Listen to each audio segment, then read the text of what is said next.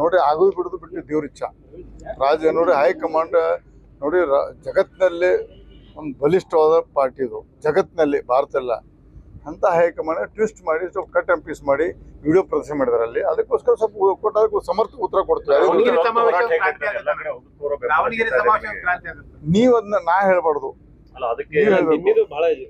ನೋಡಿ ನಿನ್ನಿದಕ್ಕೆ ಎಲ್ಲಕ್ಕೆ ಬೆಸ್ಟ್ ಬೀದರು ಏನೂ ಅಲ್ಲ. ಬೆಳಗಾವಿ ನಮ್ಮ ಸಂಘಟನೆ ಐತಿ, ನಾ MLA ಅದನ್ನ ಭಾಳ ದೊಡ್ಡ ಪ್ರಮಾಣದ ಸಂಘಟನೆ ಐತಿ. ಇಲ್ಲಿ ಕೂಡ ದೊಡ್ಡ ಮತ್ತಲ್ಲ, ಬೀದರ್ದಲ್ಲಿ ಅದು ಅದ್ಭುತವಾದಂಥ ಪ್ರದರ್ಶನ.